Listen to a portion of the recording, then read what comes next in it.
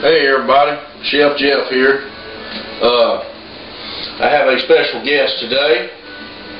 That's my wife Christy. She's actually, we're going to do red beans and rice. Let's talk about that. We're going to do red beans and rice today and jalapeno smoked sausage with ham hocks.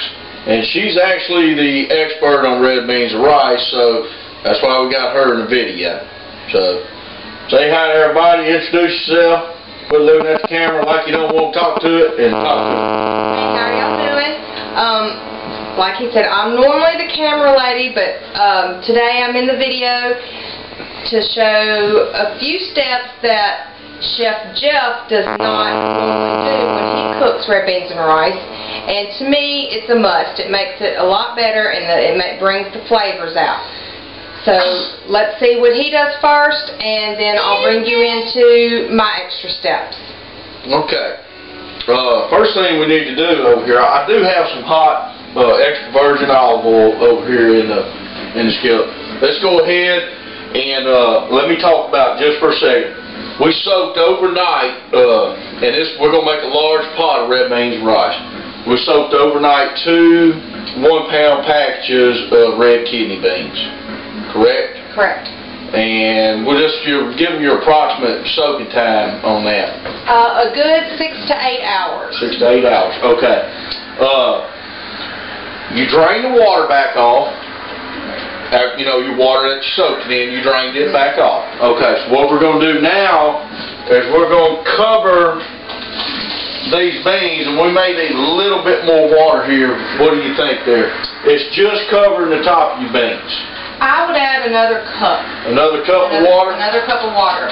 Let me do a guesstimation on the cup here. I'm not going to go drag a cup out. Let me do a guesstimation on that. You want enough water in there to where it's covering your beans, but a little bit extra to where you have enough to form your gravy, as we call it, for your juice. Fine liquor. That's what I call it. Okay, and you can if you need more water, you can always add more. Am I correct on that? You're correct. Okay. Let's go ahead and cut that on the smaller eye. We've got our larger eye here, and we'll swap that around after we get everything, all of our vegetables and our sausage and everything cooked up. What I have here, I have 1 large onion that I've already chopped up. 1 large bell pepper, and I chop it pretty small, 2 stalks of celery, and 5 cloves of garlic.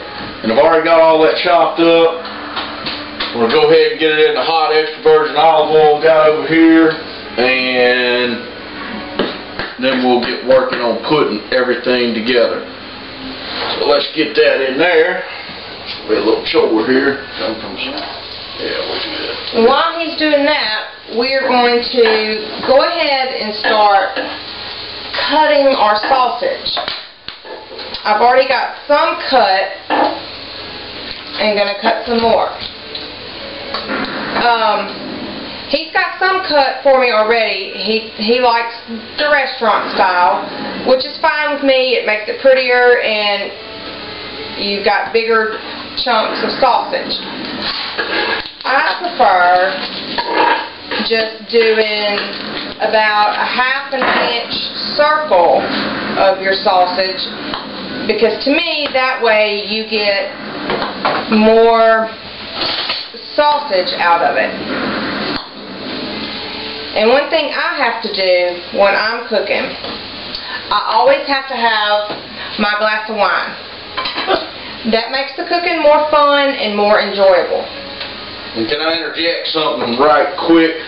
I will add a little more olive oil, because that is quite a bit of quantity of vegetables we have there. And I have my skillet, bottom of my skillet, covered with extra virgin olive oil, but I will add just a little bit more there. If you can see it, she's kind of in the way. So we got that in there, and we'll get these sauteed up.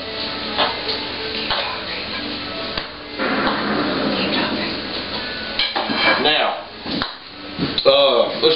let's talk about our sausage here for just a second. We have a jalapeno sausage.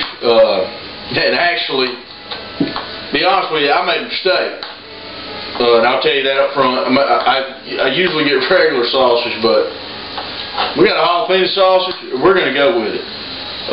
This is made here in Calhoun's McCain's sausage. Their jalapeno sausage is not overly hot, so we think it'll be fine in here. And we're going to take our chances with that today. So, how about your sausage?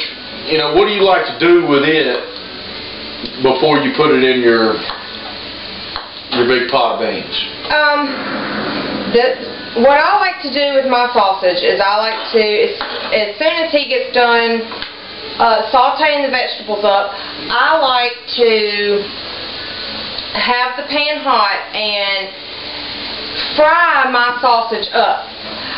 To me, that releases a lot of your sausage juices and the flavors, and I like to brown it up some to where it's got the nice brown edges, to where it's not just blah when you put it in your bowl after it's been cooking with the peas. Okay. Let's talk about our ham hocks. What we got here is 2 ham hocks. Now, if you're going to cook this, you can, we're using 2 pounds of beans. You can cut all this in half. So, what the ham hocks do is the ham hocks really give it some flavor to your gravy. Because like she said, like she was telling you, you want to make a good gravy in there. Some people call it pot liquor gravy. And that's another, you got your sausage, and that's going to help on your gravy. These ham hocks really help out with that gravy. They got a bone in them, and anybody's ever cooked with meat like this, you know that meat on a bone always gives whatever you're cooking a great flavor. And what we're going to do, we're just going to put those in there whole, and then after our pot of red beans and rice gets done, we'll take it out, let it cool, and we'll cut it back up. So, should be getting pretty close over there on the vegetables. Getting close, because when I do my red beans and rice, I don't saute my vegetables all the way until they're translucent. I just saute them just enough to get the flavors flowing. So when you pour them in the pot, you get that extra flavor off of your vegetables. Okay.